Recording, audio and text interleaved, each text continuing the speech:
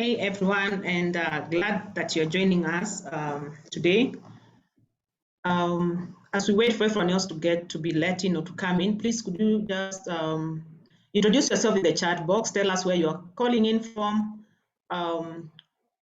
which country, which part of the world, what you're doing, your name, however you want us to know or to get to know you during this forum. Please feel free to introduce yourself as we wait for all of us to get in so that we can be able to start in the next 1 minute.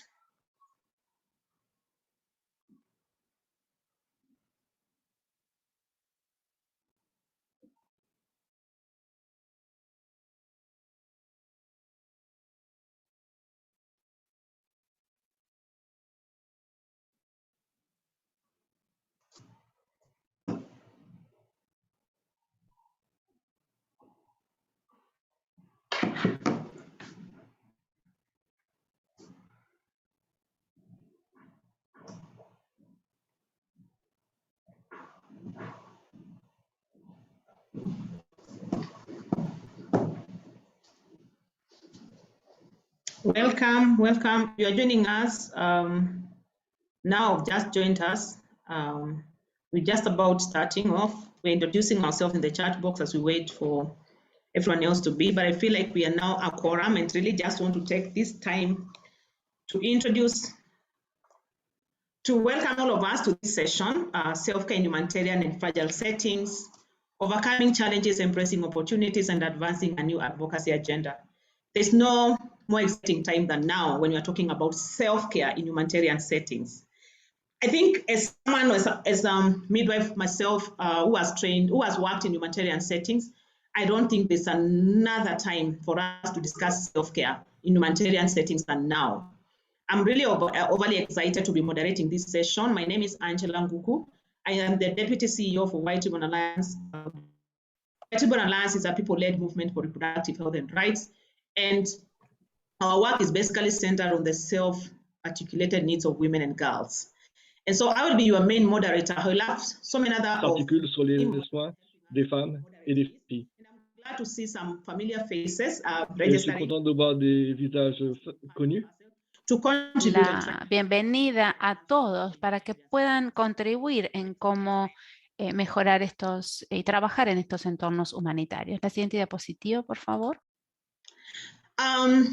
As we do this, as most of us continue getting to this session, getting to let us know where they're coming from, I would want us to really know that this session is being offered in 3 languages. You have a choice to select whatever language is best for you.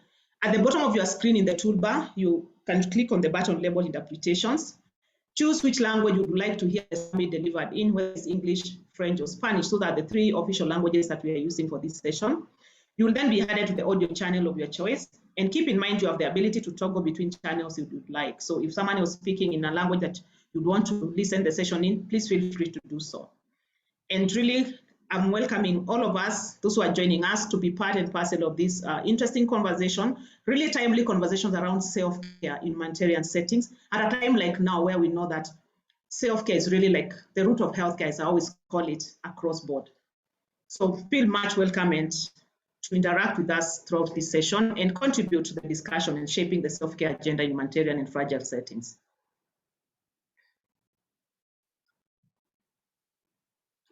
Next slide, Kim. Just to let us, to take us back to who we are and why at this moment, why these discussions. I would really want us to understand where we are and how you can contribute even after this session, because at the end of the day, after this session, we want the discussion to continue. We don't want just this to end now. It's a conversation that we want to keep on continuing across board.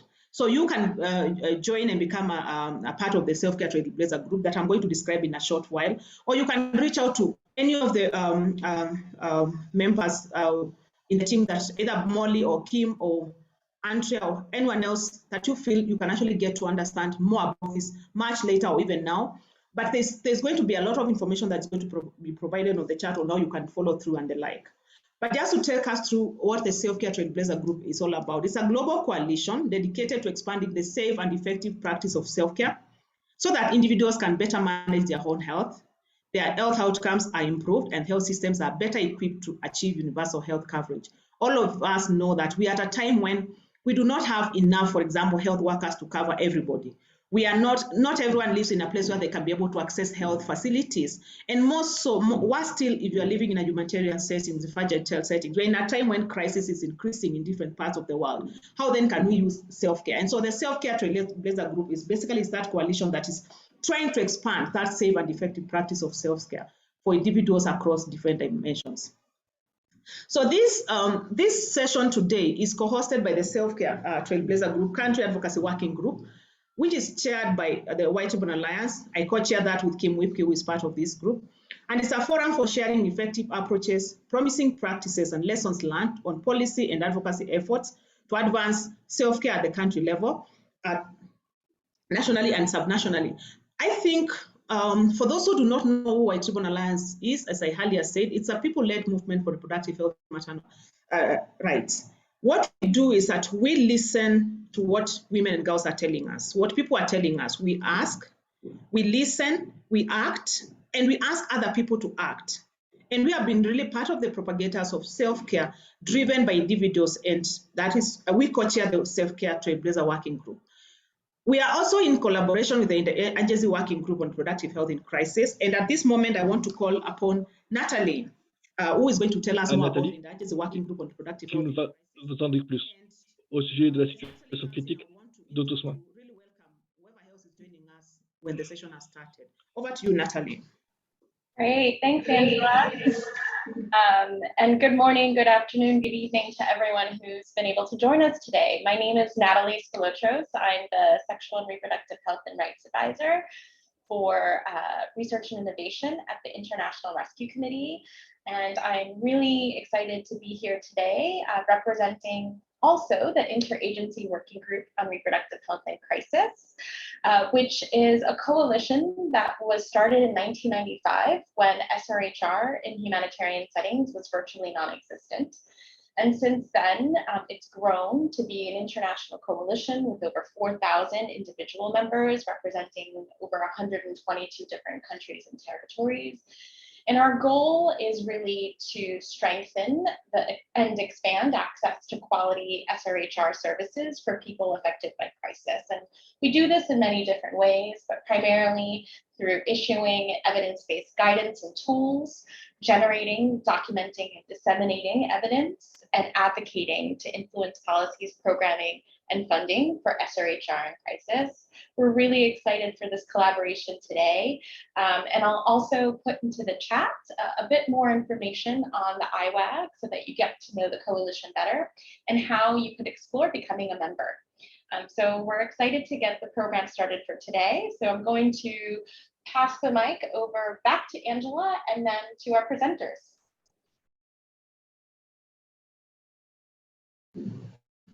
Thank you so much. I want us to go through the agenda of the day. I want to really be able to let everyone know what we have planned for all of us and how we can be able to contribute in different spaces. Esta sesión. Ya nos hemos presentado, cada uno de ustedes. Ustedes se han presentado en el chat. Es realmente un buen momento. Have any questions? Should you have any? Mettre vos questions dans la boîte de dialogue. Ou vous pouvez aussi mettre vos commentaires. Where we'll be, Andrea will be taking us through, where we'll be having a quiz for all of us to really understand what is what have we been playing? What is the role of self-care in humanitarian settings? What is that all about, and how can all of us be part of that? So we are going to really and how can we apply the whole aspect about self-care advocacy for humanitarian settings in our different spaces? I am sure you are here today because you are in a place where you feel like self-care in a humanitarian setting, or whether you work there where you are linked to that can actually, advocacy at that space can actually drive the whole SRHR for self-care in a humanitarian setting. And so feel free to really use this time to learn. N'hésitez pas à utiliser ce moment pour partager. An expert. So Est-ce qu'aucun d'entre nous n'est un expert? After that, we'll have an overview of sexual and reproductive health and rights, humanitarian settings, and state of SRHR self-care. That is going to be a presentation by one of us. I'm going to introduce her much later.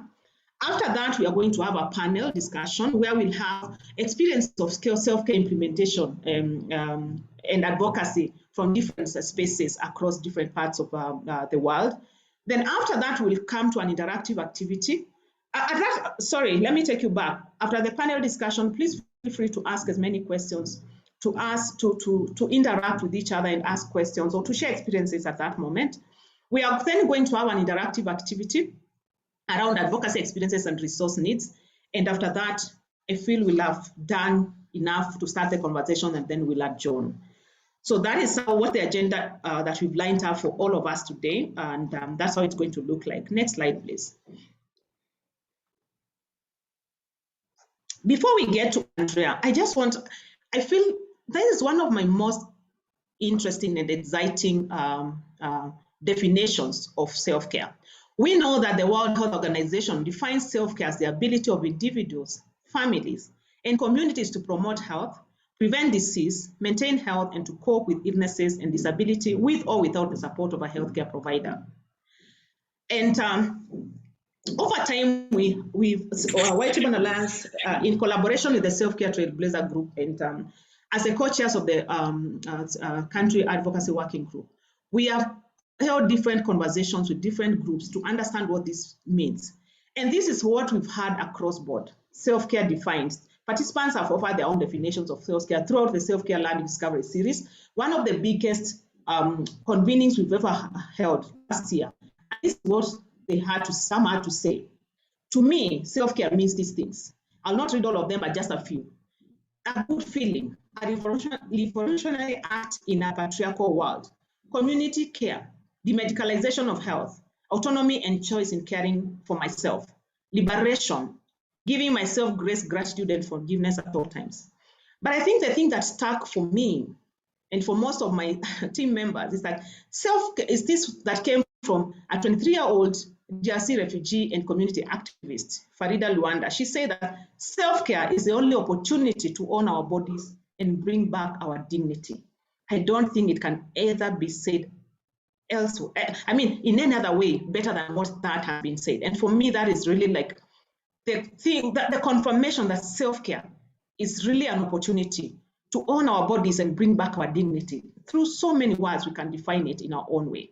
Next slide, please. And at this moment, I really want to, as you ponder around what self-care means to all of us, to invite Andrea to take us through the quiz time. Over to you, Andrea. Thank you, Angela. Yeah, thank you, yes. Thank you. Yeah. 1 second. Okay. Hi, everyone. My name is Andrea Edmond, and I am an advocacy and communication specialist with the International Rescue Committee, as well as the Interagency Working Group on Reproductive Health and Crises. And I'm very excited about this session. We're going to start, as Angela said, with a quiz. It's just 3 questions. We're just going to quickly go through and get an understanding of how this group, approaches self-care and also what you know about humanitarian settings in general. So please go to menti.com. We're going to use Mentimeter to do this quiz.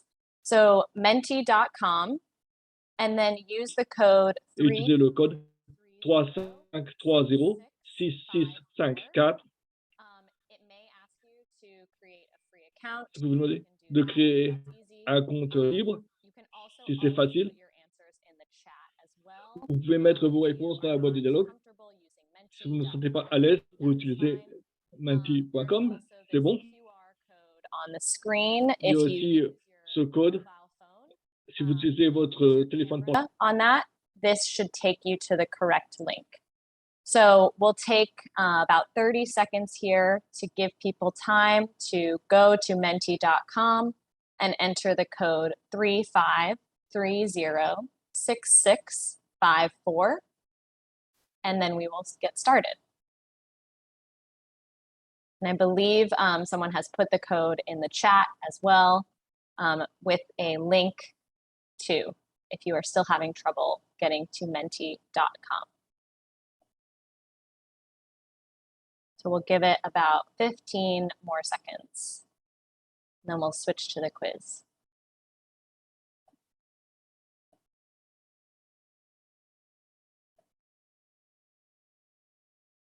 If you are just joining, we are about to start a quiz using Mentimeter. So please go to menti.com and enter the code 35306654.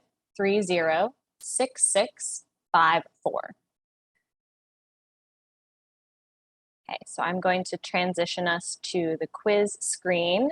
Give me 1 minute.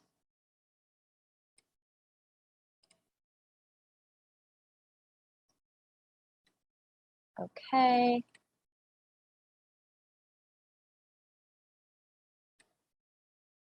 Okay, I see some people have already started answering the first question. That's great. If you are just joining us now, I hope everyone can see my screen. So the first question we are asking is, according to UN OCHA, in 2022, how many people in the world are in need of humanitarian assistance? And I believe the translations of the questions will also be put in the chat, but you can see the translated answers here too. So is it 1 billion, 274 million, 100 million, or 500,000? We'll give people about 15 more seconds to answer. I see some answers coming through.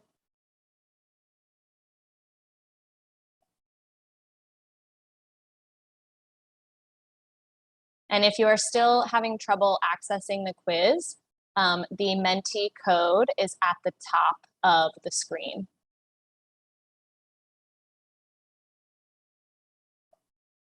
Okay, so it looks like most people are saying that the answer is 274 million, and that is the correct answer. So yes, there are 274 million people in need of humanitarian assistance in 2022. That's an estimate by UN OCHA. So in the presentation after this quiz, Tamar will talk about what that means. A lot of different things fall under humanitarian assistance. So we'll discuss those different needs in the next presentation. Okay, next question. So the WHO Guideline on Self-Care for Health and Well-Being, which was recently updated in 2022, recommends providing self-care interventions during humanitarian and pandemic crises. Is this true or false? Or do you not know? Which is also fine if you don't know. It was a recent update, so. Does the WHO Guideline on Self-Care for Health and Well-Being recommend providing self-care interventions during humanitarian and pandemic crises? True, false, or don't know? Give people another 10 seconds or so to answer.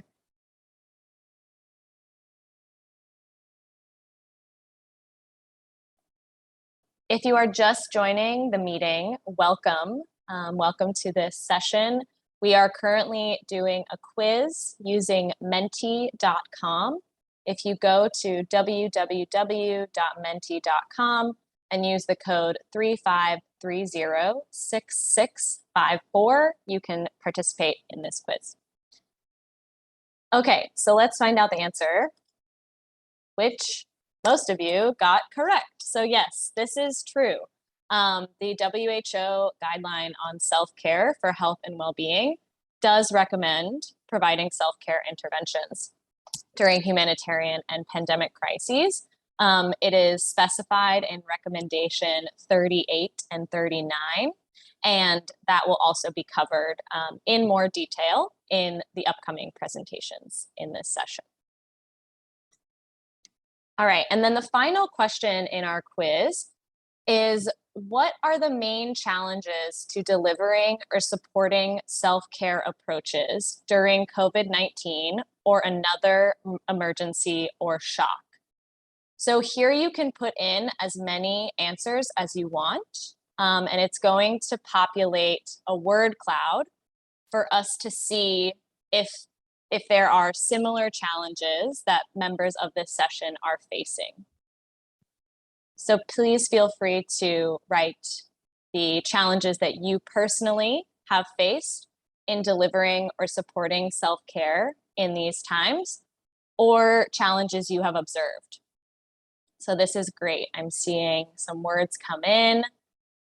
We have evidence, we have curfews. Yes, I think curfews during COVID-19 is a challenge. Supply chain challenges. I'm trying to read some of them for translation. Resources is standing out as a big one. We have stock availability. We have lack of legislation. That's very important, and we'll talk about that in this session. This is great. Yes, keep putting in all of these challenges. It looks like supply, resources, and information are standing out as the most common challenges. Oh, language. Yes, language is a big challenge. And not just different languages, but also the types of language that we use to discuss self-care. And we'll discuss that today. In humanitarian settings, often the language that we use, the words that we use to describe self-care can be different in each context. And that can be a challenge. Quality, that's another one. We'll give it about 10 more seconds. Feel free to keep writing these challenges. Yes, we have, they're getting very small, difficult to read. I'm trying to find some others. Financial constraints, yep. Bias, that's a good, yep, that's a common one, bias. And data, I see data as well. Yes, we will also discuss that today. So I think we'll stop the quiz here. This is really great, and I'm glad everyone had a chance to participate. We're now going to move into the next section of the agenda, where we will go into more depth about all of these different topics that we've covered. So I'm gonna send it back over to Angela to introduce our speakers. Thank you, everyone. Thank you so much, Andrea. I mean, it was so refreshing to see some of the issues also that I have grappled with in the past around the challenges of self-care in even normal setups, leave alone humanitarian, and they seem to be even more pronounced in humanitarian settings. That's what I'm hearing from the last question. And I think it's right, a pace setter for us really to really, like, in the conversations that we are going to start off today and continue all the way, we'll be looking at then how do we address those barriers? How do we ensure that actually even those who are living and working in fragile and humanitarian settings are also able to exercise self-care? And so what is our role as advocates? What is our role as programmers, as policymakers, as our players in advancing self-care in humanitarian settings? At this moment, I really want to introduce Dr. Tamal Chitashivi. I've had a hard time trying to say that, but let me say Dr. Tamal. Dr. Tamal is going to take us through the overview of sexual and reproductive health and rights in humanitarian and fragile settings and state of SRHR self-care. She's a practice lead for women's, children's, and adolescents' health at Management Sciences for Health. She's an obstetrician and gynecologist and public health professional with over 20 years experiences in developing, implementing, and monitoring policies and programs targeting access to and improved outcomes of quality maternal, newborn, and child health, reproductive health, family planning, and non-communicable diseases in over 35 low and middle-income countries. Dr. Tamal, the floor is yours. Please take it on. Thank you, Angela, and good morning, good afternoon, colleagues. In this presentation, first we go through the definitions and key characteristics of humanitarian and fragile settings. We will talk about different phases of crisis and response objectives. We will then discuss the state of sexual and reproductive health in fragile settings and describe the role that self-care plays or could play in this context. And lastly, we discuss the importance and unique challenges of self-care advocacy in fragile settings and what are the potential advocacy opportunities that could help to better prepare individuals, communities, and countries to cope with future emergencies. Next slide. Y las personas puedan ayudar en estos contextos. Hoy vamos a hablar. Like about 274 million Il y a people. 211 millions de personnes qui ont besoin d'aide humanitaire. Il y a 1,8 million de personnes qui sont dans un cadre fragile. This is a problem because conditions in the and humanitarian settings overburden health systems and make people more vulnerable to the poor health outcomes. In fact, the fragile settings contribute only to 25% of births globally, but these settings contribute to majority of maternal mortality. In these settings, maternal mortality rate is 3 times higher in fragile settings compared to non-fragile low and middle income countries. Next slide, please. But what are the fragile and humanitarian settings? So humanitarian settings are those countries or regions that had a humanitarian response plan at the onset of emergencies that required international humanitarian assistance. Fragility, on the other hand, is a broader term and is a condition of vulnerability to a range of bad outcomes. A country may be fragile or not be fragile overall, but it may have a pocket of fragility in certain districts or the regions. Fragility can be due to acute shocks or chronic stresses. Acute shocks could include droughts, floods, hurricanes, earthquakes. We have also the biological diseases like COVID-19, Ebola, malaria. Human-induced shocks such as conflicts and wars, and we have chronic stresses, which are repetitive, long-term adverse events and disturbances caused by shocks that result in continuous vulnerability. Fragile settings have limited resilience capacities to prevent, mitigate, or recover from most shocks and stresses. COVID pandemic has shown us that any country or setting could really become fragile if they have limited capabilities, such as resilience capacity, which is ability of the people, household, communities, and systems and countries to mitigate, adapt to, recover from shocks and stresses, and maintain or improve health outcomes. Next slide, please. During acute phase of the emergency, shock weakens health service delivery system and triggers humanitarian response.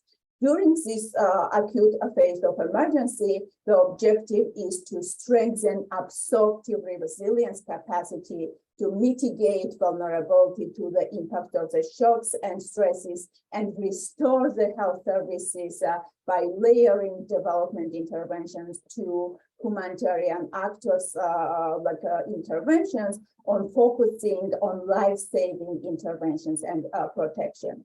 So during this acute phase, the objective is to focus on essential critical services, improve search human resource capacity, and prioritize the most marginalized and those impacted segments of the population. After acute and protracted shock, systems are stabilizing, but health systems are still not capable of providing equitable, quality health services. During and after transition, development mandate aims to strengthen adaptive and transformative resilience capacities to facilitate recovery from shocks and stresses and prevent future vulnerability. Efforts are made to strengthen capacity of local governments and community organizations to take on services provided by humanitarian actors, strengthen the health system, increasing access to and availability and quality of a now more comprehensive package of health services to meet population's needs.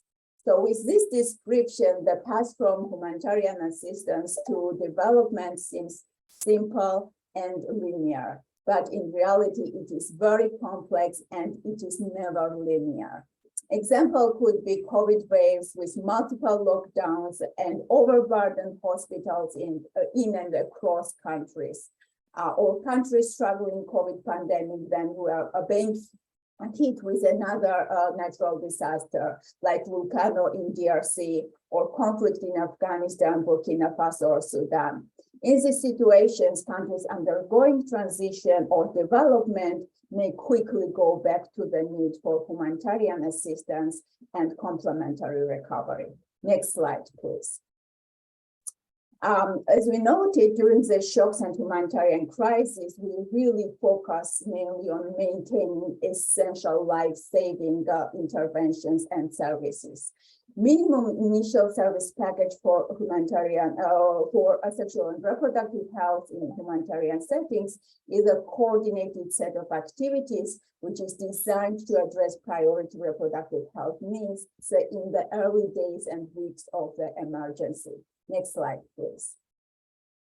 The rationale of minimum initial service package is to focus on essential services for affected population, to prevent sexual violence and respond to the needs of survivors, prevent the transmission of and to reduce morbidity and mortality from HIV and other sexually transmitted infections, prevent excess maternal and newborn morbidity and mortality, and prevent unintended pregnancies.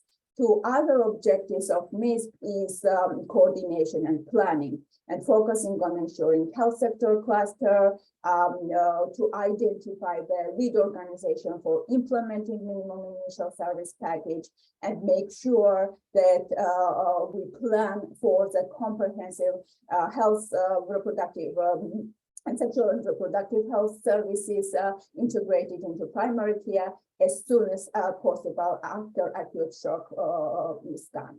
Next slide, please.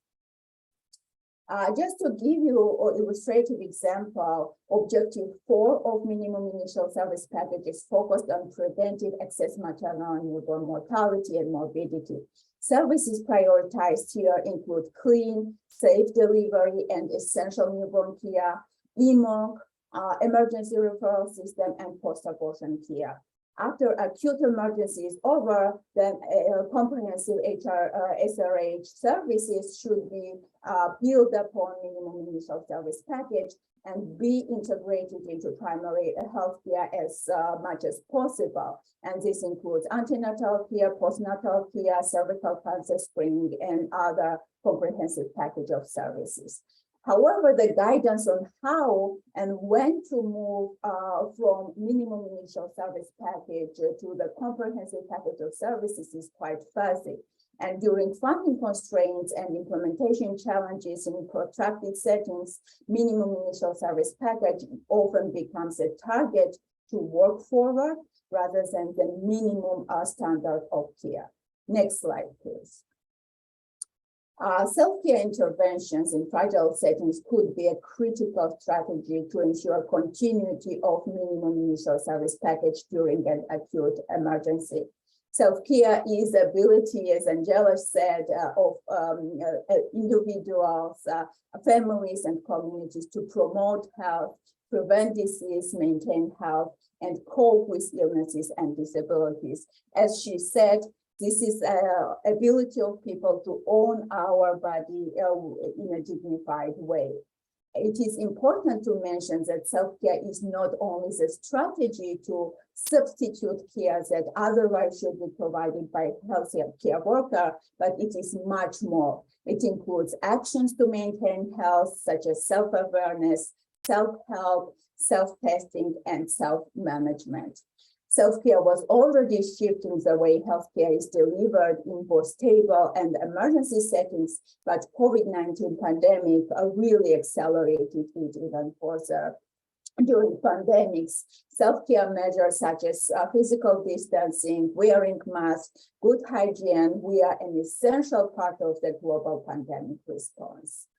In fragile and humanitarian settings, self-care needs are really magnified. Existing health systems can rapidly become overstretched, and self-care interventions could reduce reliance on overburdened and disrupted health system and ensure continuity of at least minimum initial service package. Self-care also could better serve the needs of the displaced and marginalized populations, such as rural population in these settings, and overall, self-care could strengthen individuals, households, and health systems' resiliency to reduce their vulnerability to shocks and stresses that impact health. Importantly, despite notable advancements in self-care globally, self-care investments are rarely made in the places where the most vulnerable people live. This is fragile and humanitarian settings. Next slide, please. This slide presents self-care interventions that could align with the minimum initial service package objective and in activities. So, for example, to prevent excess maternal newborn morbidity and mortality, a few illustrative self-care interventions could include misoprostol self-administration for prevention of PPH, chlorhexidine port care, among neonates as part of the home-based care, thermal care, and breastfeeding, along with post-abortion hormonal contraception, which could definitely avert the adverse maternal mortality or morbidity. Next slide, please. Importantly, all these self-care interventions should be locally contextualized and implemented as part of the continuum of care and within the whole system approach. So, for example, misoprostol self-administration for prevention of PPH could be effective in the settings where majority of the birth happens outside of the health facility. The package of healthcare interventions need to be also adapted based on the local needs and fragility typology. While during acute phase of emergency, we may prioritize self-care for postpartum hemorrhage, positive coping methods for GBV survivors.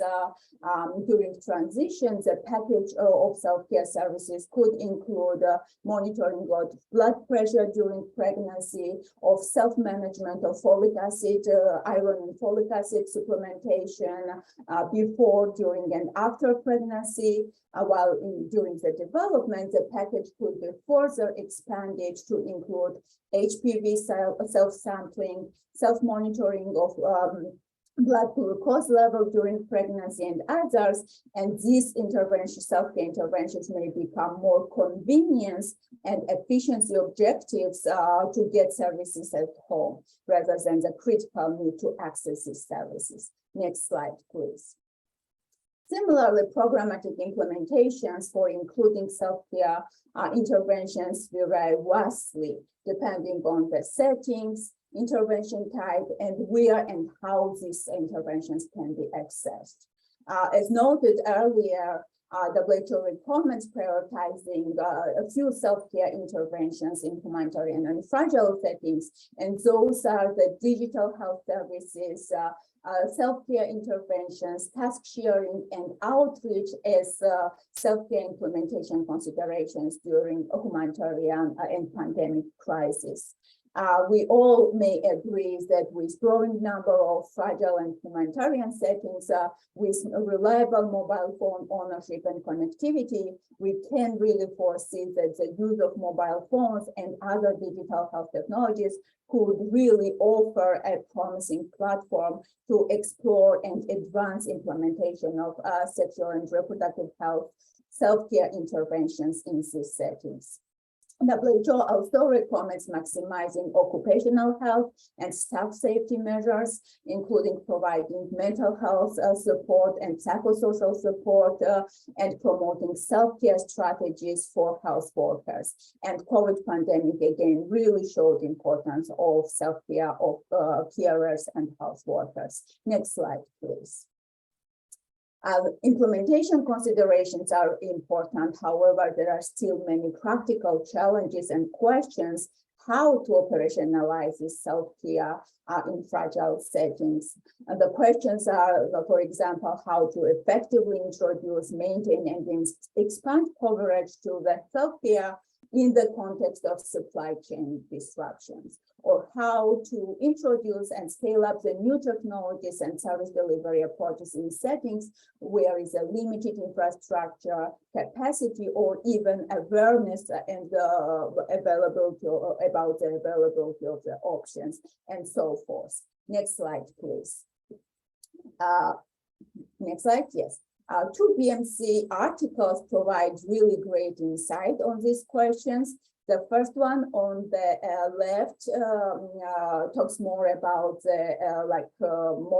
where we should start, given all the needs, self-care needs in fragile settings.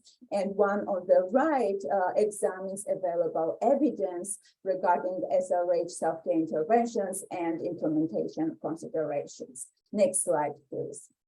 The findings of the scoping review demonstrated that there are potential for well-supported and effective self-care interventions in the crisis-affected populations.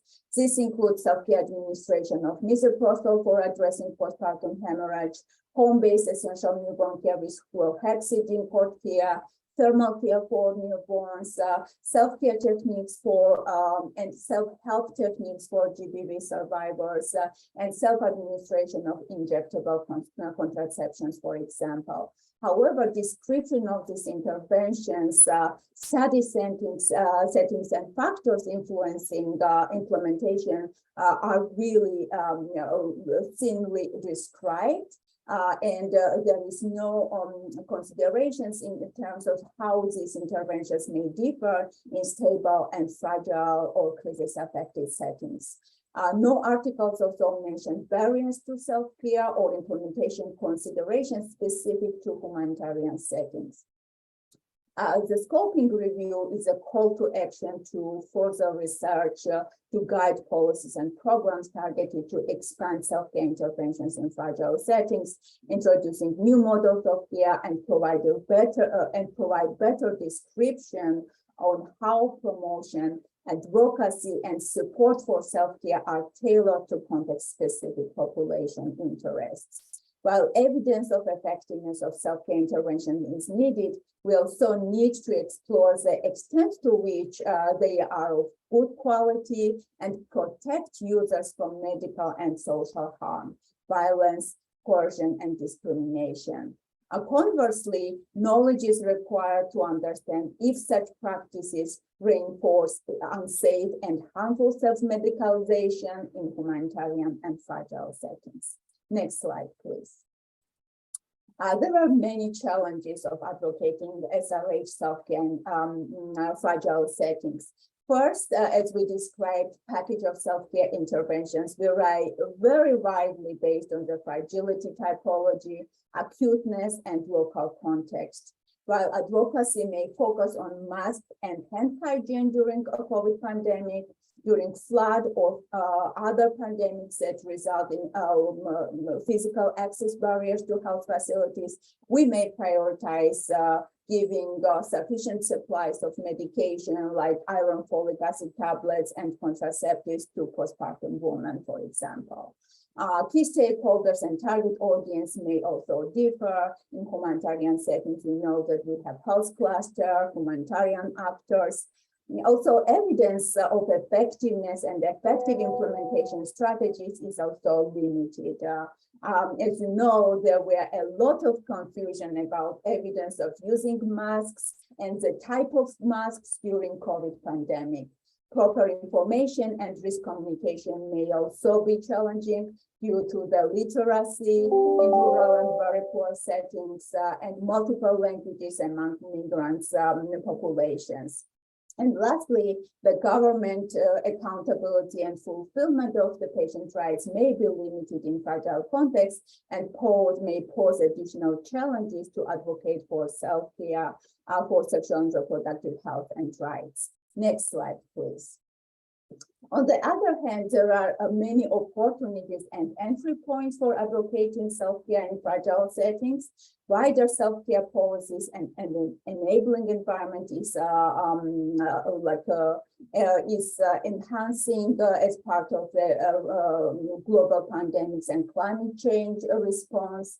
Evidence is also emerging about appropriate self-care interventions that could enhance minimum initial service package implementation. We also should advocate for more communication and collaboration between humanitarian development actors and broader across the sectors, and creating enabling environment for self-care through supportive policies and laws, education, information, regulations, commodity security, and health financing. Advocacy asks also should be focused to enhance self-care investment in these places where the most needs are, and this is again the fragile settings. And lastly, we need to invest in implementation research that goes beyond evaluating effectiveness of self-care intervention and explores more what works, where, why, and how. Next slide, please. Self-care interventions are shifting the way healthcare is perceived, understood, and accessed. Self-care is rooted in individual choice and should be a foundation to optimize facility-based and provider-led care while enhancing people's participation and participation in their own health. Yet another paradigm shift is needed to go away from a really paternalistic approach to assure health of the population. We need to look at individuals, families, and populations, not only as users of health services, but also producers of their own health. This is especially critical in fragile settings where self-care is a key health resilience capacity to absorb, mitigate, and prevent vulnerability to shocks and stresses. Self-care could help to fill the gap in disrupted health systems and services and help us to meet universal health coverage, equity targets, FP 2030 commitments, and sustainable development goals. Thank you.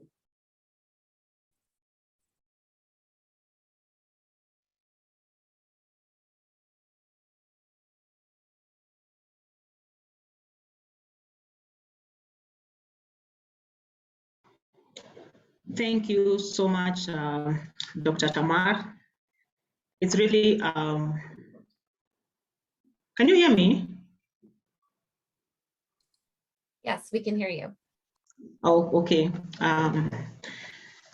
Thank you so much, Dr. Tamar, for that really detailed and in-depth conversation around self-care in humanitarian settings, why it's needed, what are the gaps, what are the lessons that we can take in, and what are the opportunities also, but more so, why advocacy for self-care in humanitarian settings is really needed at this time.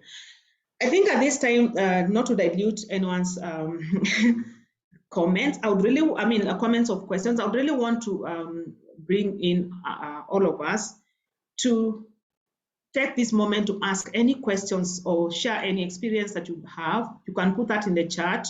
You can also raise up your hand. We'll be able to see who's raising up their hand and be able to pick questions to Dr. Tamar and our colleagues at IWEG to really help us understand deeper, especially now that we're having this conversation around self-care for SRHR in humanitarian and fragile settings. I think one of the things that I've heard, the last thing that I heard is around why it's important really to stand up and advocate for self-care for SRHR in humanitarian setups. And I think there's no other time than now, especially as I said earlier, where we're having crisis. We just had the pandemic. We're having crisis in Ukraine, we're having crisis in Afghanistan, we're having crisis in different parts of the world, and crisis will always be with us. How then do we advance SRHR, knowing that sexual reproductive health needs do not stop with fragility, with pandemics and all that? What do we need to do now? It's the floor is open now. Molly and Kim will help us with the questions, and Tamar will be coordinating with me basically just to take on the questions and help illuminate much more of the conversation that Tamar has started. The floor is open for all of us. Kim, are there any questions that we need to take up first from the chat? I'm not sure I've seen a specific question, but I'm happy to get the ball rolling and just pose a question to Tamar or any of her IWAG colleagues.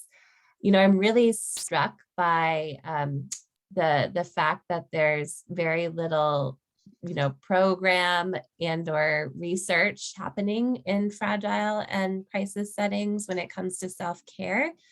And I'm wondering if we're starting to see that picture shift now, especially with the pandemic. Are funders more interested in supporting this type of work and generating that evidence? Or do we as advocates really need to be continuing to raise our voice for that type of investment? So that's just a question coming from my mind as an advocate. Yeah, thanks so much for this question. Certainly, the evidence is emerging, but this evidence is because fragility is so complex, right? We need much more evidence in terms of effectiveness of the interventions, or also the implementation practices, not only in one country, but in the across multiple settings, to really draw on the lessons learned and turn into the actions, proper implementation actions. So in terms of the scoping reviews that has been done, we are quite substantial evidence on some self-care effectiveness of some self-care interventions in the fragile settings. For example, about mesopostal self-administration, studies around the home-based thermal care, cord care, and others, effectiveness of chlorhexidine cord care again, and importantly also effectiveness of the self-help and self-care intervention in the context of gender-based violence. I think overall the self-care and strengthening resiliency of individuals by trying to find their own solutions through psychosocial support is perhaps one cross-cutting evidence that is emerging, which is critical and very much linked to the individual level resilience to cope with different types of shocks and stressors. In terms of implementation considerations, although there are a lot of kind of evidence, especially in terms of health workers and community members' awareness, engagement, and motivation in supporting self-care. Previous research has also shown that the training and engagement of community-based personnel can facilitate sexual and reproductive health and other primary care services in humanitarian settings, but still there are a need for more evidence and guidance on how this best to best implement these strategies and for what specific interventions it is feasible in the fragile settings. Yeah, so those are kind of key summary what can come from the literature. The evidence also found a very important role of the family members in terms of influence of the positively influencing the home newborn care practices, for example, and the need to explore to the extent to which they are good quality is also something that we need to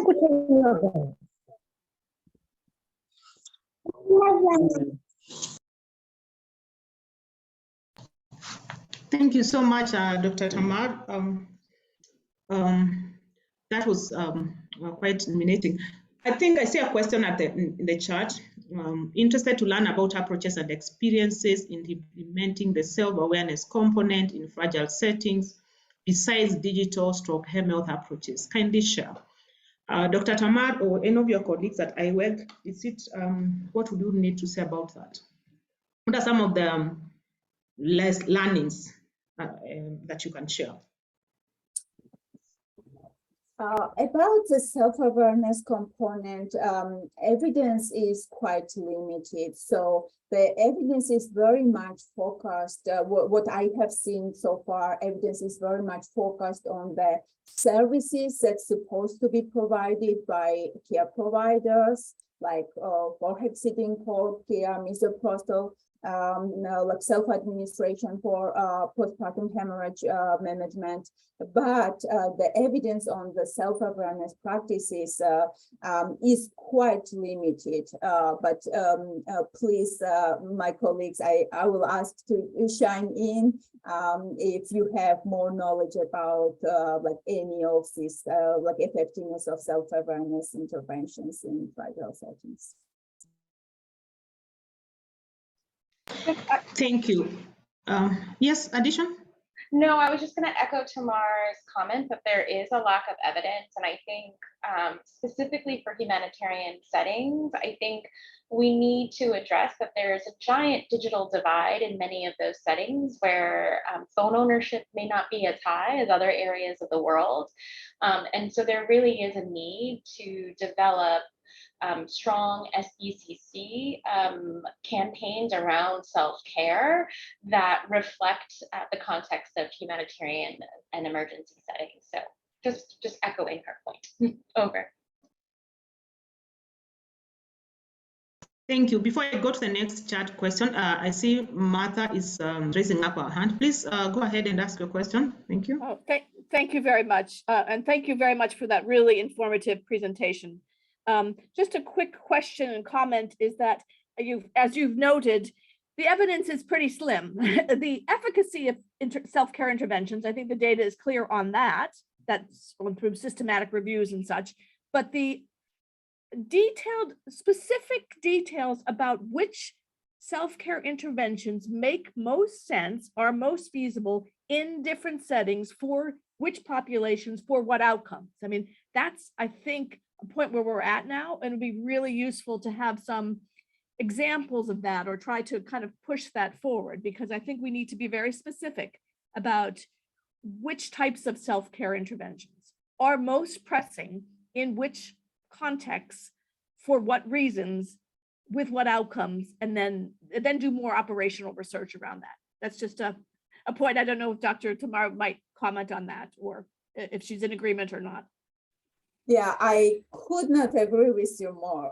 So as we discuss, fragile settings is so complex and so there are so many different typologies and phases of fragility. We really need more clearer guidance. What self-care interventions in which settings, for what type of fragility, and for what stage of fragility and what stage of emergency, because this very much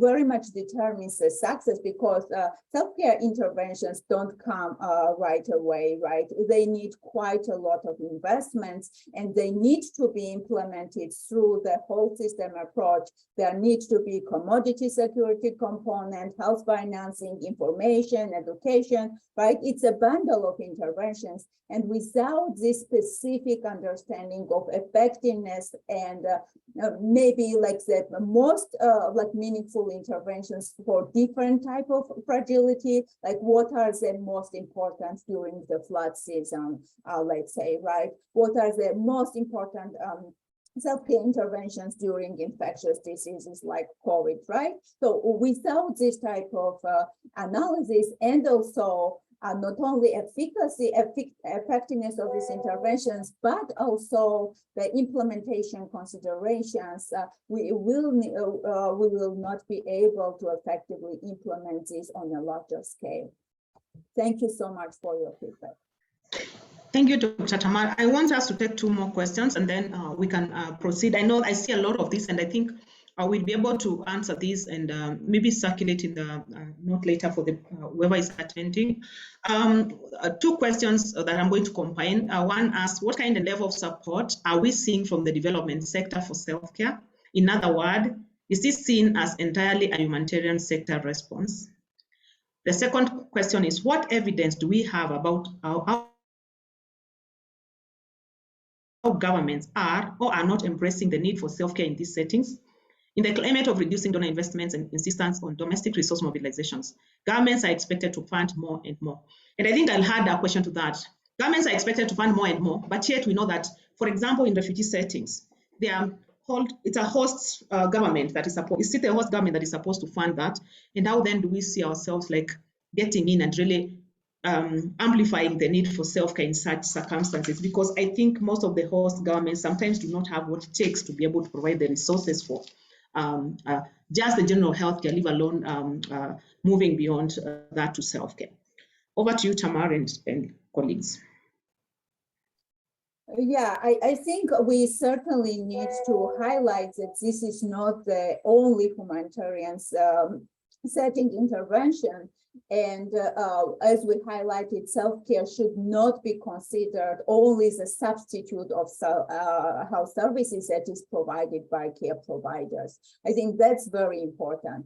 And this goes to broader discussion in terms of how we look at the health, how we look at achieving the health of the population. And the discussion we highlighted that we really need to move away from this paternalistic approach, which considers population only users of health services. We need much more and much more investments to really consider population and people as producers of their health and invest in self-care, because this is the only way to achieve health and achieve effective universal health coverage. So from that perspective, certainly this is the intervention that is relevant in all of the both development and humanitarian settings. But why we are highlighting in humanitarian settings is that self-care needs in humanitarian settings is magnified because there is a disruption of services and system, and with self-care, we will be able to maintain to some extent minimum initial service package or minimum continuity of essential life-saving interventions in this context. Thank you so much, Dr. Tamar. I think in the interest of time, the rest of the questions can be asked and answered, are going to be answered in the chat. So feel free to follow the chat and see the answers from the IWED team. Basically on some of the issues that you are raising that you might not be able to voice them out in this session, or we might not be able to read all of them out. But I want at this moment to welcome 3 experienced presenters who are going to take us through the next session, which is a panel conversation around the sexual reproductive health and rights self-care implementation and advocacy examples. I want to introduce Dr. Jessica Kakessa. Dr. Jessica Kakessa is going to be one of our panelists. She's a medical doctor with more than 10 years experience working as a humanitarian in the health sector. She has worked in conflict settings across Central and East Africa to improve access to reproductive health services for women and girls. And she's now working for the International Rescue Committee as a health technical advisor and supports the Great Lakes region. Welcome, Dr. Jessica Kakessa. The next panelist that we have is Dr. Joram Sungut-Luke. He is part of the Pathfinder International's Global Sexual and Reproductive Health and Rights team, where he serves as the senior technical advisor for HIV and AIDS. He has over 11 years experience providing strategic leadership to public health programs locally in Kenya and internationally, with a main focus on HIV programming and its integration with programs such as TB, non-communicable diseases, maternal, neonatal and child health, contraception, cervical cancer prevention, adolescent and youth productive health, and COVID-19 response. Welcome, Dr. Joram. And last but not least, we have Dr. Adewale Adefaulu, who works as a Nigeria country coordinator with GSI and is a physician with over 20 years experience working with multidisciplinary teams on research, project management, health systems, and capacity building at the community and national levels. He currently leads PATH/GSI DMPA Accessor Collaborative, which supports countries to include a next generation product in the reproductive health commodity supply in multiple countries, including Nigeria.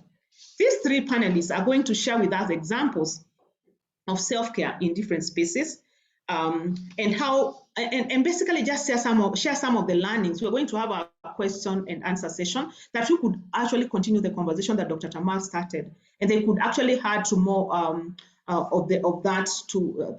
the flavor to what Dr. Tamar already started off with. And I will start by calling on Dr. Jessica Kakessa, who is going to share to us an example about introducing self-managed abortion care into zonal healthcare packages in conflict-affected areas of Eastern DRC. Over to you, Dr. Kakessa. Thank you. Thank you very much, Angela. Merci beaucoup. Ma présentation, je vais la faire en français. Et pour commencer, je vais allumer ma caméra parce que I apologize for not being able to turn on my camera because the internet is not stable. Voilà. I apologize for that. Vraiment, pour moi, c'est un plaisir. Today, it's a pleasure to see this opportunity to share the experience of the DRC in connection with the advocacy to advance self-managed abortion. Next slide, please.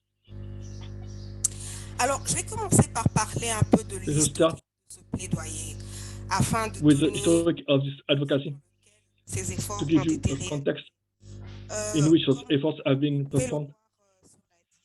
As you can see on the slide, in 2018, DRC is one of the countries that ratified the Protocol of Maputo. In its Article 14, guarantees explicitly access to abortion care under certain circumstances. Alors que la RDC entame une réforme juridique pour harmoniser ces lois, in terms of legal reform,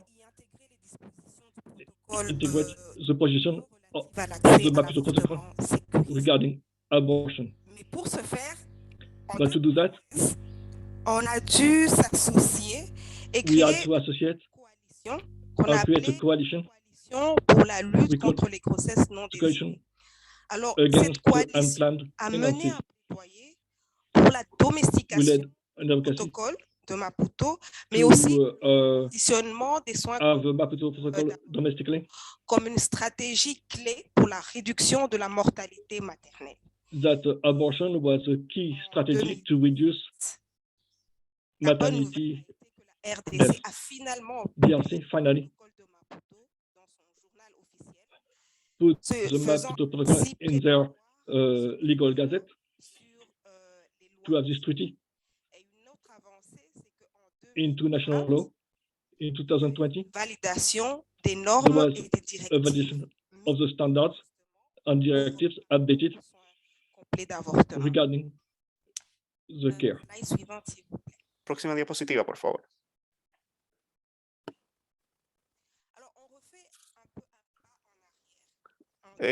Volvemos un poquito para atrás, en 2016, para hablar de las estrategias importantes para el éxito de esta incidencia política.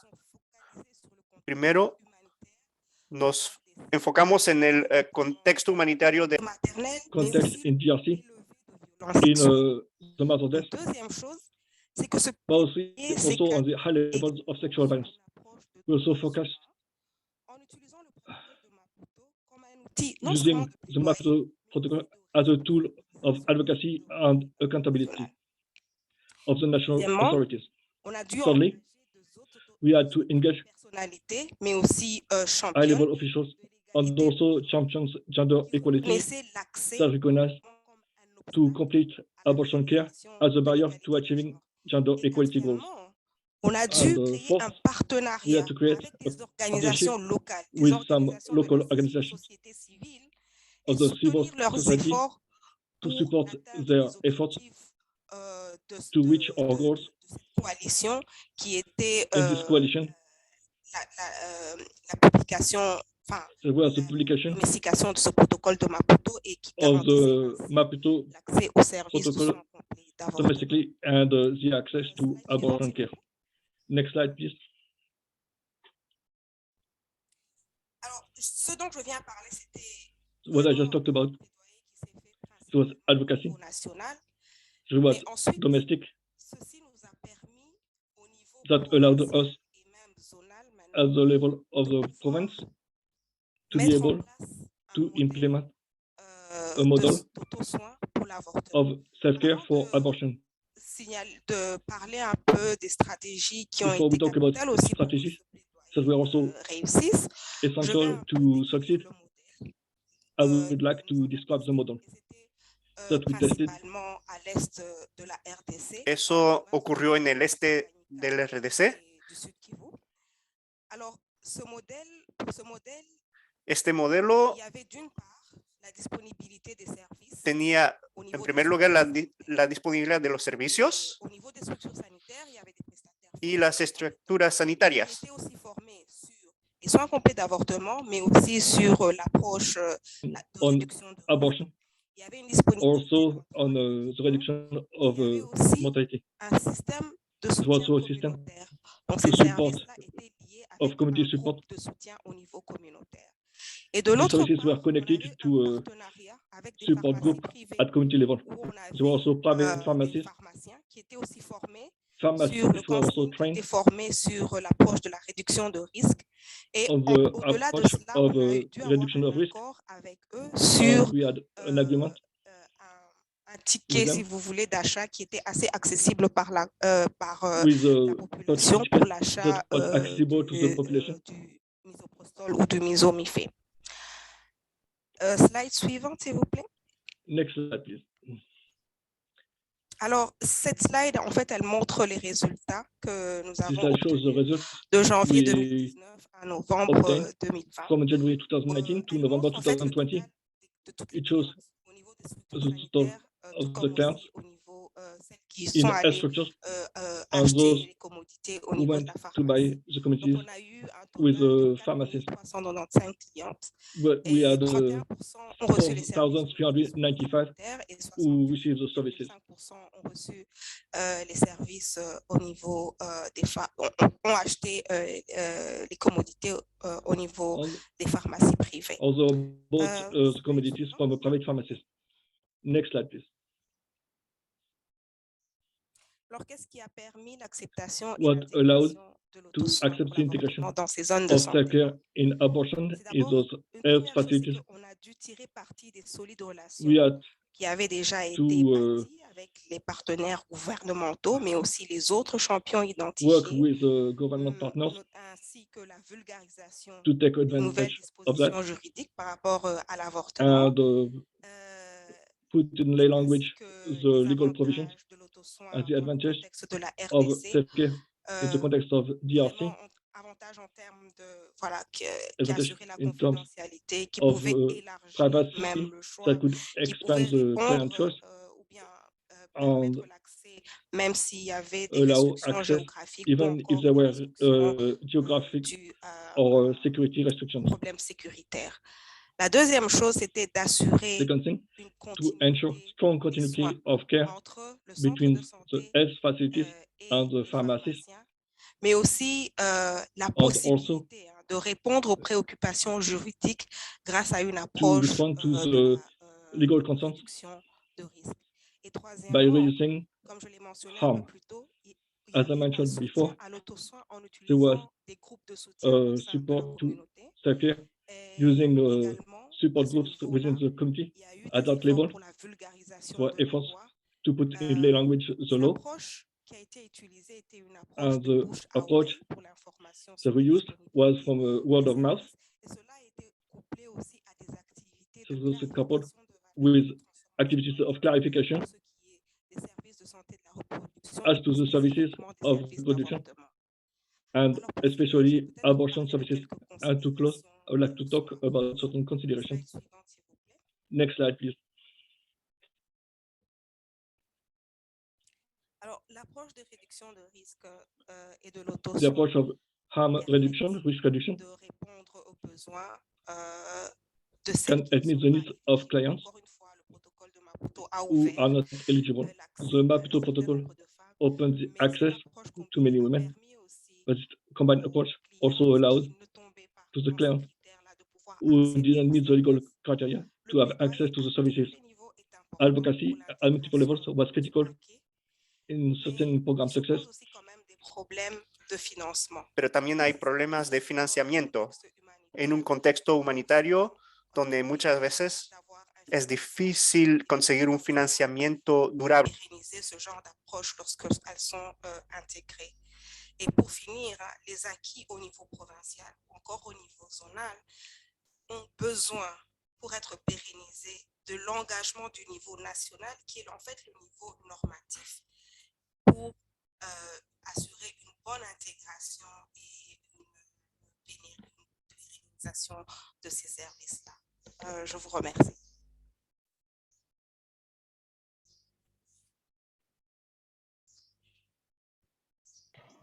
Thank you so much. Thank you so much, Dr. Kakessa. That was really, I really like an example, an experience that it's good to hear that these things do happen, of course, with challenges. At this moment, I would want to hand it over to Dr. Joram from Pathfinder to tell us about HIV self-testing in Kenya and how that, some of the lessons, how we can tap some of the lessons and experiences that they have gone through in ensuring this. Over to you, Dr. Joram. Thanks, Angela, and everyone else that made this meeting to happen. Just like to apologize in advance. I have a bit of a flu, so bear with me. So I'll just talk. I'll talk a little bit about self-care in the context of HIV program, and as we can see, we have several opportunities for self-care within the HIV arena, starting with the one we commonly know, which is HIV self-testing. And this is through both primary and secondary distribution, where primary is where the recipient is the consumer of the test kits, while for secondary distribution is where like one person picks for another person. For example, a couple having like one person pick for their partner. And we also have a role for self-care in resilience, in terms of how do we build the resilience of people living with HIV to be strong, to cope, to manage their own well-being, to appreciate themselves, to empower themselves. So that's what this is all about, and there are packages for that.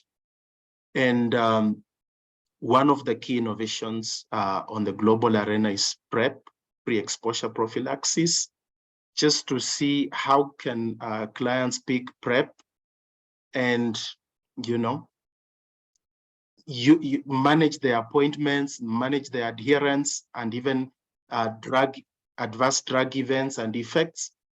And looking at the innovations that are coming up, we have opportunities to have combined PrEP with contraception that people can administer to themselves. We have self-injectable PrEP that probably is in the pipeline, so that's another opportunity. And then self-care also has a big role in differentiated service delivery models, including home ART delivery, community psychosocial support groups, and a few others that I'll talk to shortly.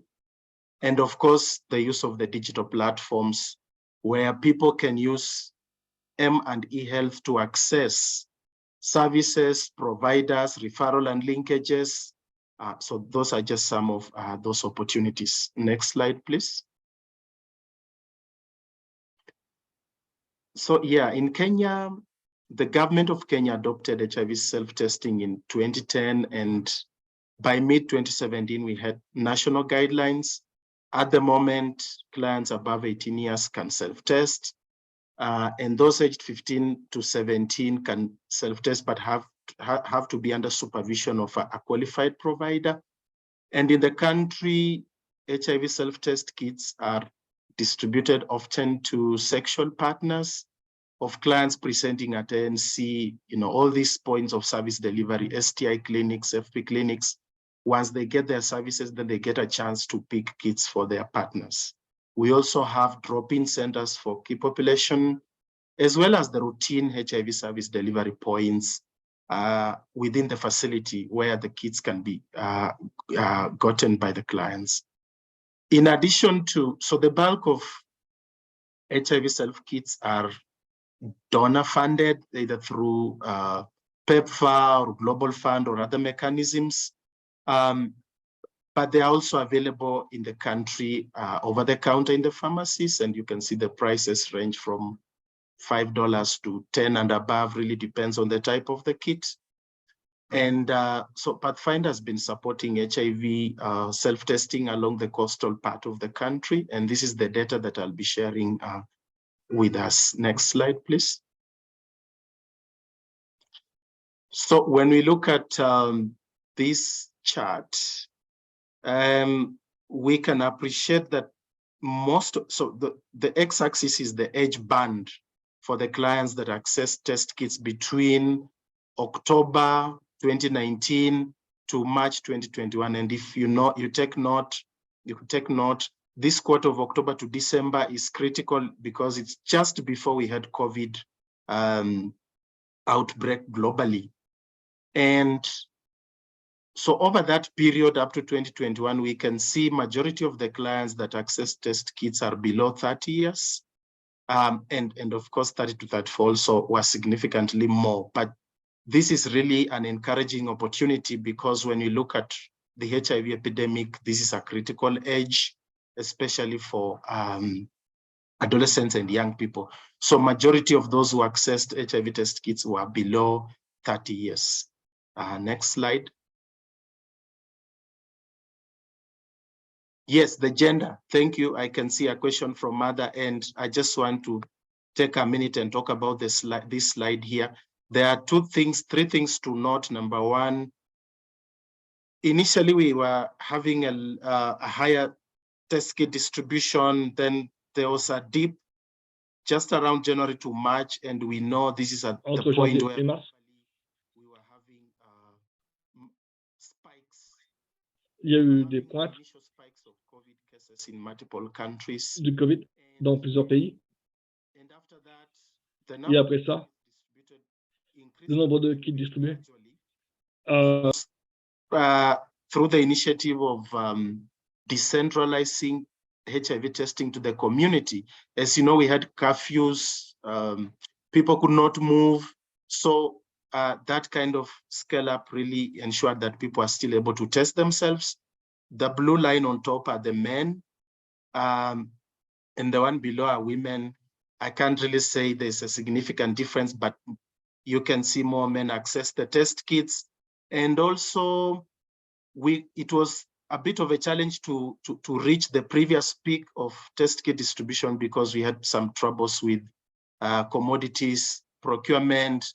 There were problems with shipment due to the COVID pandemic. But what we can say is starting April to around October, December in 2020, the distribution of the test kits increased as shown in the chart. Next slide. So back to overall self-care in fragile settings. Within the HIV programming, some of the shocks that we experience are, of course, the COVID-19 pandemic, and we have insurgents and civil unrest in a couple of countries in Africa. We've seen this.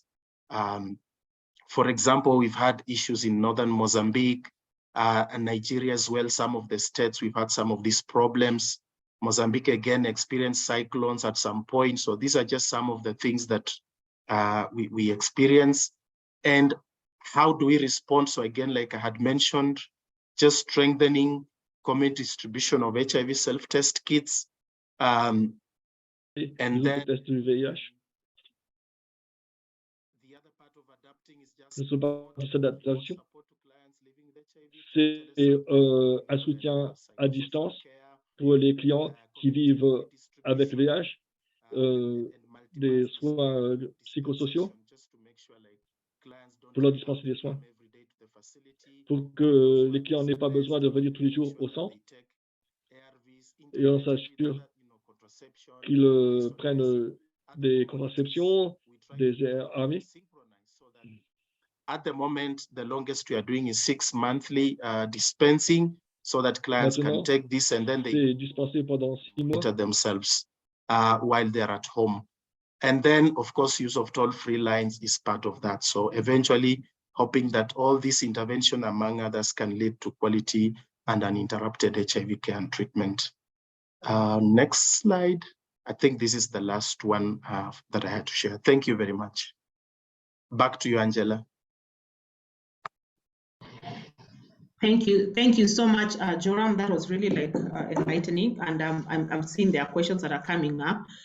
Just to remind all of us that we'll take on all the questions after the last slide that is going to be presented by Dr. Dewole.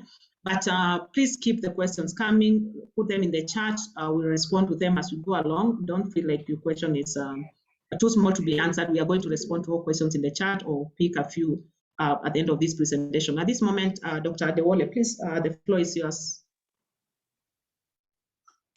Yeah, good morning, good afternoon, everybody. Thank you, Angela, for the introduction. I'm just going to share quickly some of our experience in Nigeria with self-care in the humanitarian setting. Next slide. So I'm going to do this from two perspectives. First, sharing the context behind our desire to ensure that we scale up self-care in these settings, and what are the steps that we have taken as a country. Yeah, first next slide, to set the consideration, looking at the context of humanitarian settings, we had a few considerations in developing and domesticating our national self-care guideline. Next slide. I'll start by stating a few facts quickly. The fact that it's an unfortunate reality of our world that people are forcibly displaced. And oftentimes when this happens, they lack access to adequate sexual reproductive health services. So when we talk about adopting self-care behaviors and access to self-care, we cannot do this when we live out populations in crisis. But what we need to consider is to what extent do self-care interventions fill gaps in sexual reproductive health services? And for us as a country, this is a necessary step for us to move to our next phase in the implementation of self-care. The crisis in Nigeria has evolved from an active insurgency crisis to a recovery phase, but we still have spotlights of flaring conflicts across different geographies in the country. And according to UNFPA, we have an understanding that over 500 women die in pregnancy and childbirth every day in humanitarian fragile settings. Several of the statistics I'm going to share are things that we've had before. But more importantly, we see that life-saving sexual reproductive health services will help us to reduce the morbidity and mortality in these settings, as people face often heighten the risks and additional barriers to these services in these settings. So we find that women and children often lack access to basic fundamental rights that they deserve. We see them going through issues around challenges with safe, affordable reproductive health services and supplies. We see health systems are compromised. Public emergencies and natural disasters are often bar access to a range of affordable contraceptive services. Next slide. We also are aware that displacement and insecurity often increase people's desire and need for not just contraception, but other services, sexual reproductive services. And at the same time, unfortunately, they experience increased barrier to access. So those fleeing in emergency, we found from our context, may not be able to bring their contraception. And these are typical things that we see almost across all geographies with them. And they have to obtain, because sex is something that keeps happening, obtaining contraception at the site of refuge is often a challenge for women and girls. So they are often increased also to the risk of sexual violence and subsequent unwanted pregnancy. This is just to set the context in terms of some of the unfortunate things that happen in these settings. So when women wish to postpone pregnancies, for instance, in emergencies, we found that oftentimes they have challenges getting support for sexual reproductive health. So there's often that risk está el riesgo también de sexuel et aux éléments contraceptifs est si important. Il y a surtout un manque chez les communautés les plus périphériques et les plus we saw the need to ensure that there's conversation around contraception and services, and that these are properly integrated into humanitarian response, and that those services and supplies are made available to meet the demand for these affected populations from the onset of emergency. Next slide. So there were conversations around how self-care interventions have the potential to increase choice.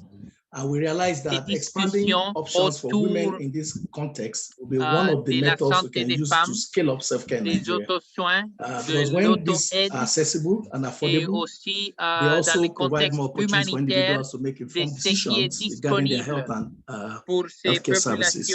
So in humanitarian settings, because of lack of limited infrastructure, medical services are not functional effectively anymore in these crisis-affected areas. We see that self-care plays an important role to improve health-related outcomes in such settings. So self-care generally builds upon existing movements, and we came to the realization that that has to move from our space of our policy making to actual implementation across the spectrum of all our programs. So we see certain areas like tax shifting, tax share as a powerful strategy to help to support health systems by building into them resilient interventions well ahead of time that include self-care. And I'm happy to inform you that the last revision Nigeria had, which is just barely 2 months for our tax sharing policy, a lot of intervention tax function for health human resource were built into that last revision. Hopefully in coming months to years, as that strategy is launched, the country will begin to see results in terms of movement with self-care. So next slide. Quickly, also just to show you the different spectrum for self-care and thoughts that went into that. We are looking at it from the supply part and the demand. I'll start from the supply. The fact that self-care products like DMPSC, for instance, provide options for expanding opportunity for women and girls is one of the major levers that the country saw to expanding the self-care movement, and the government had used existing funding with DMPSC introduction to start up the innovations around self-care introduction in Nigeria. I'm going to explain this in the course of my innovar en esta cuestión en Nigeria. El autocuidado también puede ser útil como una extensión del sistema sanitario para poder abordar las debilidades en los sistemas existentes. Vemos que es un gran desafío en distintos de partener la compensación de perennial challenge, and as it offers an opportunity to increase the capacity of community extension workers.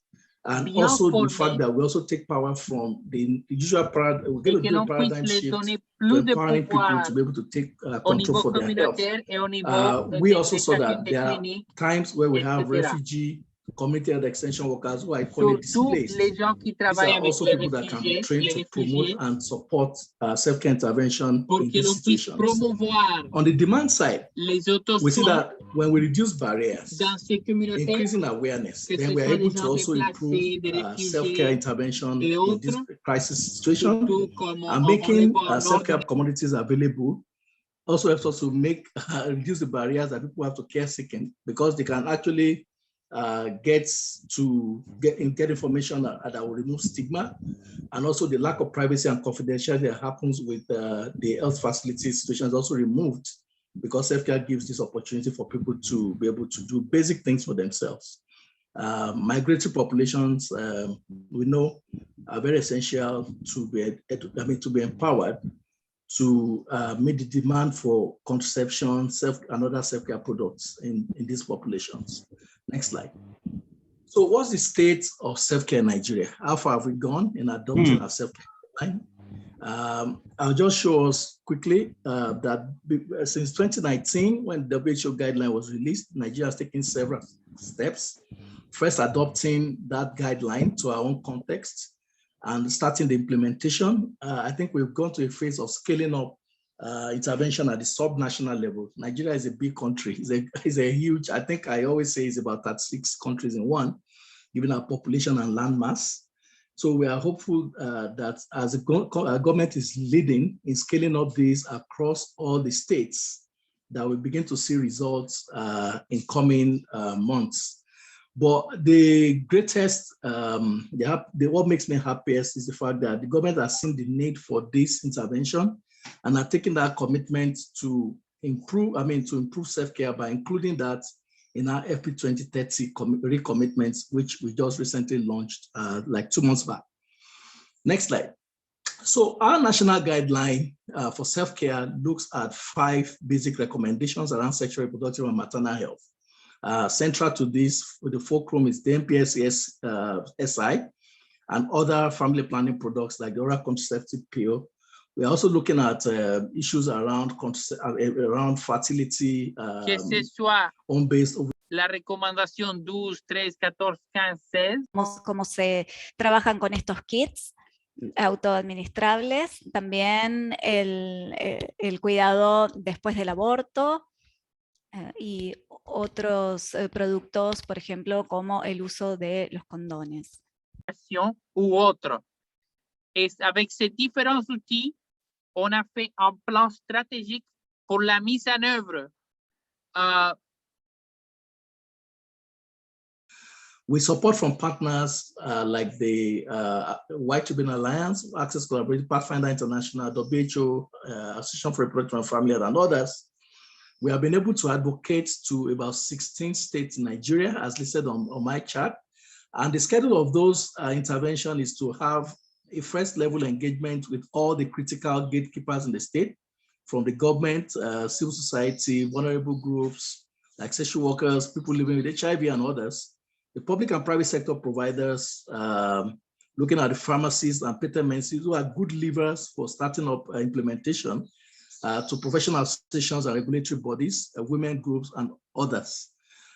These groups at each of the level of state intervention are brought together to take a critical decision on how to implement self-care. And we usually have a 2-day event, the first day dedicated to an advocacy, high-level advocacy to these groups, then the second day to an orientation meeting where we also use the opportunity to look at issues around data assurance for self-rejection.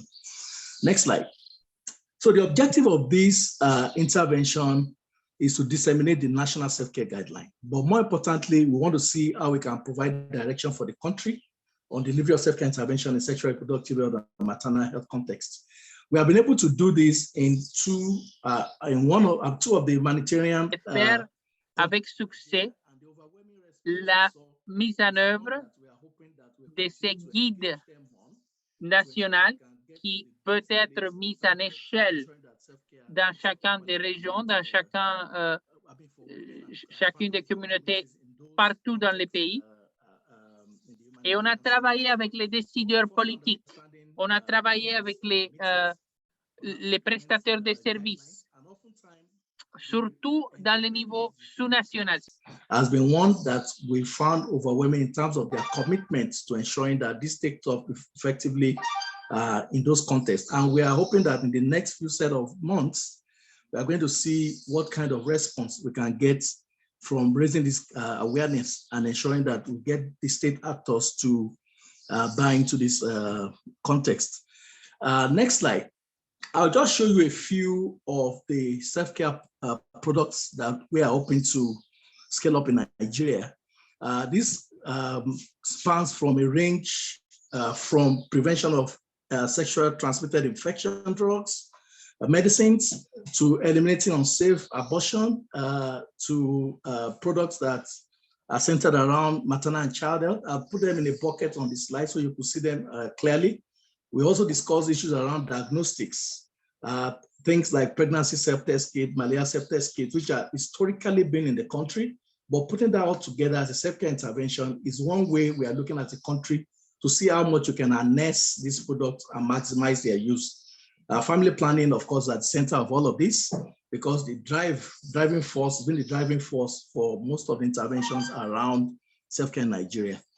Of course, I will also mention that STI diagnostics like HIV self-testing, which my colleague panelists had also discussed in Kenya, is also at full implementation across several geographies in Nigeria. Next slide. So like I said, the government saw the wisdom of using available fundings. We know that funding is often a challenge across many of our countries. For us, essentially, the government was proactive to see the opportunities that we had. There were several ongoing programs that were implementing self-injection for DMPSC.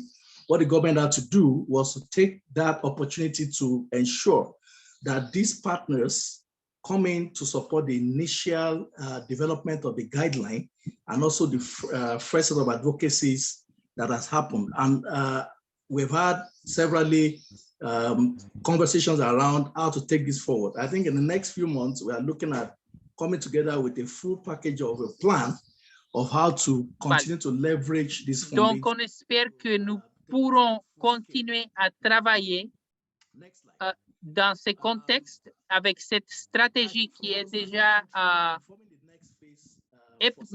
été déjà mise à l'épreuve. Et je veux partager les prochains pas, ce qui vient pour nous pendant les semaines et les mois à venir. Tout d'abord, c'est engager avec le secteur humanitaire, engager avec les autres États pour assurer qu'ils priorisent, c'est-à-dire qu'ils mettent en avant ce qu'ils ont dit qu'ils allaient faire en matière des aides aux soins, mettant l'accent sur les gouvernements des différents États et sur leurs compromis, c'est-à-dire leurs engagements, que ce soit budgétaires, des ressources, allocations et autres. On veut aussi renforcer l'appui que l'on reçoit de nos partenaires internationaux pour le travail au Nigeria. On veut aussi augmenter le niveau des bailleurs de fonds qui vont faire l'engagement de travailler avec nous pour que l'on puisse avoir plus de ressources, pour que l'on puisse faire des campagnes de conscientisation, pour que l'on puisse avoir une national strategic behavior change communication strategy. This has been something we've committed a lot of energy to. There's a lot of positivity around that right now, and we're hoping to finalize that and get that approved in the next few weeks to months. We've been able to also come up with tools around our own local context tools for sexual behavior change and demand generation. And we're at the point of getting all of that sorted out in terms of getting the right messaging, the right modeling, and all of that done. And I'm sure by the next few 1 to 2 weeks, that should be finalized and also ready for approval and official launch for the country. So there are several things that we are looking towards for self-care, and we are very positive that all of this will help us to ensure that we can see the necessary energy and the necessary success I want to see in the humanitarian context, where these are very important, like I've just laid the background, and also for other states that are also not crisis affected in the country. I want to thank you so much for giving me the time to discuss our experience. Over to you, Angela. Thank you so much, Dr. Deolve. I will call on Andrea to take on the next questions, and for the next 10 minutes, then we can call it a really interesting and interactive session. Over to you, Andrea. Thank you, Angela, and thank you to all the panelists for those really interesting and informative presentations. I have been keeping track of the questions that have come in on the chat. So we're going to start with those, and then we will go towards people who have their hands raised and other questions that come in. We only have about 10 minutes, so we'll get through what we can. So the first question is for Dr. Jessica. It is from Kay Mitchell, and she asked if you can please discuss how follow-up for harm reduction and abortion care for clients is being addressed, both for post-abortion care and contraception, and if those clients need or want to seek care from a provider, do we have a way to track whether these services are being used? Oui, merci pour la question. Elle est vraiment très pertinente.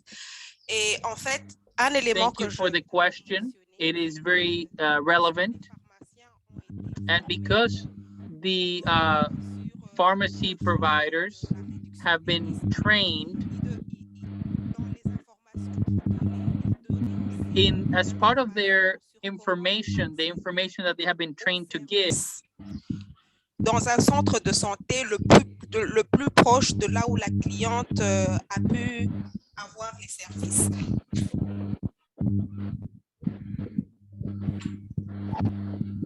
Merci, Jessica.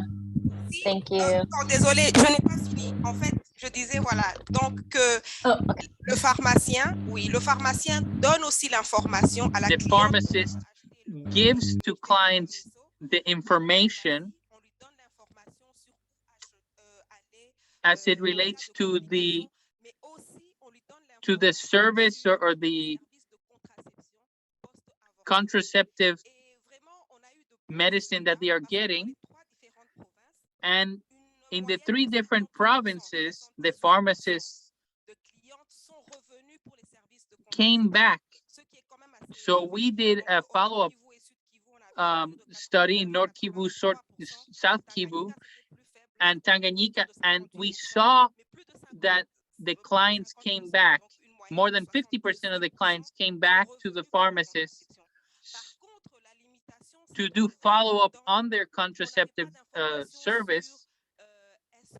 So we were able to collect data,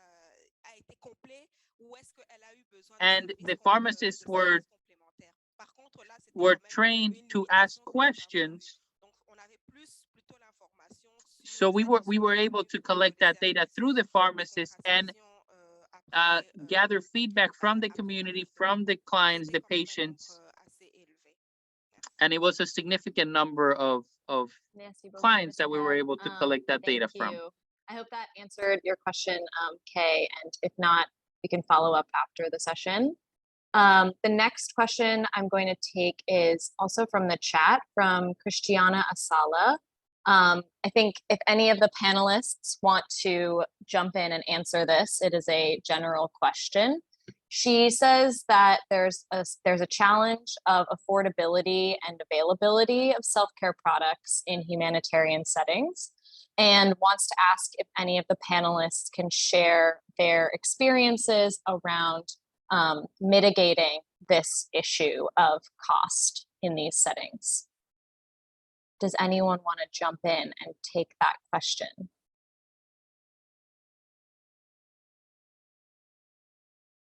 Maybe Dr. Joram or Dr. Adewale? Okay, yeah. So I think that's a huge gap many of our countries face, price and availability. Essentially, maybe I can share the experience of Nigeria. Right now, most of these self-care products exist majorly in the private sector. There's a need to get that concerted effort to ensure that we can get the government to see the need to include that in our commodity supply system. But I think these are going to be like incremental steps. There is a perennial challenge with even commodity availability and funding for family planning currently. And I see many of our countries, there are several challenges right now. There's the SCDO cuts globally that's affected commodity supply for family planning conception. Several of these portfolio products that are self-care products will be difficult to get them into that basket of funding for many of our countries. However, I think as we begin to mobilize support from donors and from other governments, we might begin to see some change in this landscape I've just described. But majorly what we need is that mobilization with all of us on all our efforts to ensure that the government sees the need to actually prioritize self-care, because this is the movement for the future. I think we all agree about that. The fact that there has to be a paradigm shift from the historical dependence on providers to actually empowering people to take health for themselves. And this is the advocacy we are using in Nigeria, the message we are using in Nigeria. I'm sure over time, we're going to see some movement in ensuring public sector availability of these products. And these are, like I said, will be incremental. We might not have all the success levers at one time, but whatever little successes we make should be celebrated. So we should just ensure that we don't give up. And that's probably the message I would like to share for all participants on the call. Thank you. I think Andrea, if I would chip in, in terms of advocacy, I see two things here. Number one, there's a need for increased advocacy in technology transfer. We need to shift manufacture of some of these products to middle and low-income countries. We have a couple of countries that are able to do this, and this eventually can cut down on some of the costs. But also still advocating with the donors to prioritize and really set aside some funds for, shocks, humanitarian settings, because what we tend to get mostly is just the standard solicitations. And so setting aside some funds to strengthen commodities in humanitarian settings would really go a long way. And then now that I have a mic, there was just a question on a comment on Martha saying $10 seems high for test kits. My comment is, number one, test kits are free in any PEPFAR supported country because already PEPFAR is meeting the costs. So anyone walking into a health facility will get free test kits. However, those who go into pharmacies for some tests like Cora Quick, they'll be like $3 or something. But if you want some of those blood-based ones, then you would have to chip in more. It's just like condoms. You would pick them for free at the facility, but if you go to the pharmacies, you can get as expensive as, you can get them in varying costs. So that's how it is with the test kits. They are available for everyone, but if you choose to go to the pharmacy, there's a range. So it really depends on which of those, from saliva-based to blood-based, and that's how the cost would factor in. Thank you. Thank you, Dr. Durham. Yes, thanks. And I'm just gonna, for our last question, we only have time for one more, so I'm going to call on Charles Obiora, who has his hand up. If you wanna come off mute, Charles, and ask your question, you can. All right, thank you, Andrea. I appreciate the presenters, it's been very wonderful. I just have a few things to ask, one or two concerns, especially to the last presenter, and another person can pick. Coming to self-testing, will you advocate a graded application, sort of graded application for such self-help, taking into consideration the possibility or the fear of self-medication leading to quackery or wrong use of such things as medicines, whether in tablet form or liquid form? And talking about self-testing in HIV, I'm also bothered about self-testing in a situation where one may not be socially, emotionally prepared for whatever results that may come out. Talking about the pre and post test counseling that should have taken place in a setting for HIV testing and care. So how does one prepare for such mental challenge that may come up if there was self-testing in HCT? Then finally today, second presenter, talking about cost in PEPFAR sites. Well, I will have to advise that the M&E may have to scale up and then also interact with the users or the patient or clients that come into such facilities, because at the end of the day, those facilities, the management kind of still have their way trying to factor in one or two things or reasons that will make them to demand some payment from this patient. It happens in some places.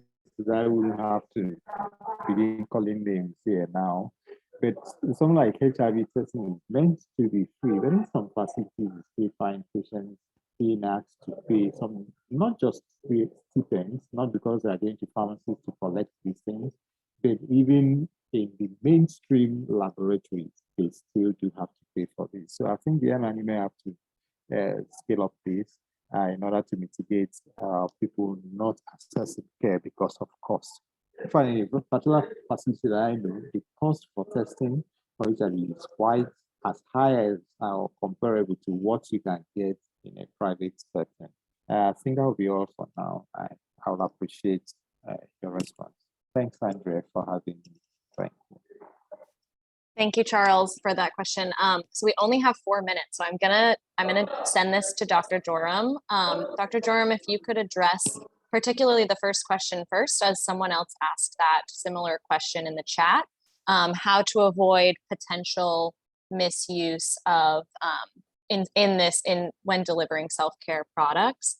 And I'm gonna limit your answer to about a minute, and then we're gonna have to wrap things up. So for everyone else who has questions, we will try our best to keep track of those and potentially have panelists send answers when we send the slides. But Dr. Joram, go ahead. Thanks, Andrea. And thanks for, again, I didn't get the question more clearly, but now I can hear it from you. I just want to say that for self-care products, comprehensive client-centered counseling is very important before you distribute the products, so that by the time the client is using them, they are well informed, their concerns are addressed, they know the need, why they should do that. Specifically for HIV self-test kits, we start by telling clients the test kits are not confirmatory, they are a screening test. So whatever result you get, don't panic, you need to go for confirmatory testing at the facility. But we counsel them and say, you know, before we give you the kits, this is the likely outcome. If you are positive, this is what it means. If you are negative, this is what it means. So adequate counseling also helps. And in countries like Kenya, there's strong toll-free support system. PSI is doing amazing work on this. The Ministry of Health is doing this. So should you feel stressed, should you feel you have concerns, anxiety, call this number, text this number, we'll get back to you and support you. And we also have community-based peer supporters. So to me, I would just answer the question to say comprehensive counseling and continued follow-on and support of each client will go a long way in addressing misuse and adverse events, especially psychological stress and those kind of things. Thank you. Thank you, Dr. Joram, and thank you everyone for your questions and for staying on the call. I'm going to pass it back to Angela to wrap up the session. Thank you so much, Andrea, for that. Thank you so much, our panelists, for such an overview and basically just answering the questions that I feel like the conversation has just started, as I said earlier. I think just to wrap up some of the things that I've heard across bodies that self-care in humanitarian and fragile settings is even breast can really help countries and also the global community in meeting some of the commitments like UHC, AP 2030, and so many other commitments, and ensure that no one is left out. I've also heard that we cannot talk about self-care for everyone else and leave out the populations in crisis, and especially given the issues that are there. The women and girls are the most who are exposed to sexual gender-based violence. The health system is really like disfranchised and all that. So I think they're really like, and advocacy for self-care is so critical for us at this moment, and embracing what that means. And there's a whole combo of self-care approaches and products and so many other things that we can actually talk about for SRHR. So it's not just one size for everyone else, but there are so many things that we can think of, so many products, so many approaches, so many modalities, as we've heard from the different presenters and panelists.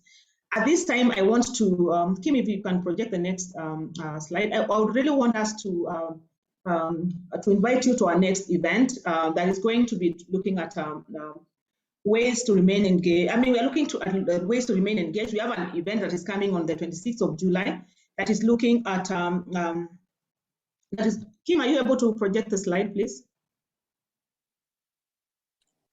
I can see the correct slide. As Kim does that, I think you can reach out to any of us. We'll tell you how to join the Self-Care Trailblazer group, how you can keep engaging with us, with IWEG, with the Country Advocacy Working Group, and with the broader self-care community. If you can be able to do that, if you want more information, more guidance, we'll be able to do that. And keep following us in our social media and all that. We have a combo of events that we organize from time to time as a coalition with others and all that to really showcase the power of self-care and how you can remain involved. And come and tell us if you want to share experiences and the like. I'm yet to see the last slide unless I have any issue, Kim and Andrea, if you can respond to that. And at this time, as they do that, I really want to thank all the presenters, all the participants. I mean, it was so awesome to see all of us just here, taking part in the conversation and really being part and parcel of this whole conversation. Mine is to say, really, we could not have done it without you, and staying on for two hours is really a big sacrifice, and that means that you really care about this. So thank you so much, and hope to see you in the next event that we'll be sharing with you in the coming days. So thank you and see you soon. Thank you, everyone.